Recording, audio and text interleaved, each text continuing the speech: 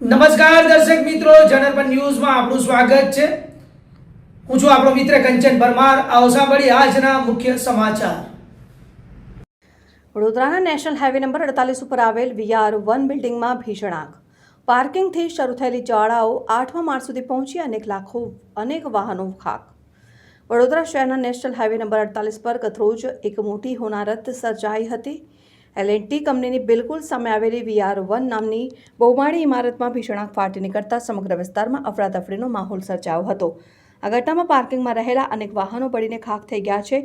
જોકે સદનસીબે કોઈ જાનહાનિના સમાચાર પ્રાપ્ત થયા નથી। મીટર બોર્ડમાં શોર્ટ સર્કિટથી આગની શરૂઆત।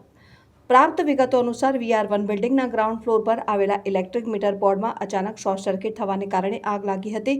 જોતજોતામાં આ આગે વિકરાળ સ્વરૂપ ધારણ કરી લીધું હતું। મીટર બોર્ડમાંથી નીકળેલી આગની જ્વાળાઓએ પાર્કિંગમાં ઉભેલા વાહનોને પોતાની લપેટમાં લીધા હતા। વાહનોમાં રહેલા ટાયર અને ઓઇલને કારણે આગ વધુ પ્રચંડ બની હતી અને ધુમાડાના ગોટે ગોટા આકાશમાં દેખાવા લાગ્યા હતા।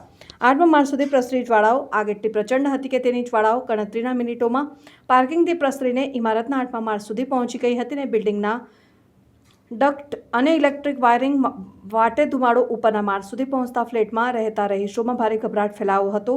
જીવ બચાવવા માટે લોકો સીડીઓ વાટે નીચે દોડી આવ્યા હતા અને આ દરમિયાન રહીશોમાં ભારે નાસભાગ જોવા મળી હતી। ફાયર બ્રિગેડની ભારે જહેમત।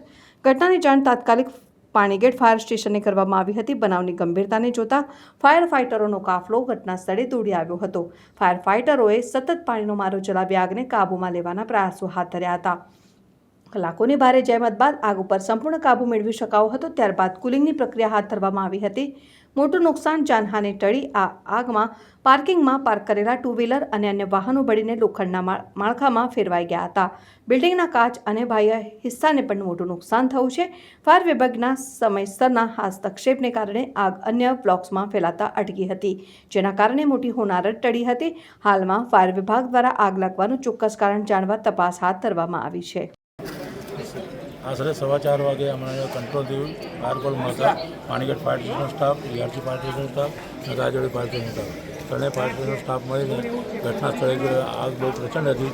ઇલેક્ટ્રિક શોર્ટ સર્કિટ નીચે મીટર બોક્સમાંથી આગ જે ચાલુ થઈ હતી, આખા બિલ્ડિંગની 8 માળની બિલ્ડિંગ જે હતી એમાં પેનલ બોર્ડ જે આવે છે, પેનલ બોર્ડમાં અંડરગ્રાઉન્ડથી માંડીને ટોપ 8મા માળ સુધીની આગ ફેલાઈ હતી અને એમાં નીચે જે ગાડીઓ પાર્કિંગ કરેલી હતી એમાં આશરે 18 થી 17 ગાડીઓ સળગી ખાક થઈ ગઈ હતી। બીજું કોઈ જાનહાનિ નુકસાન નથી।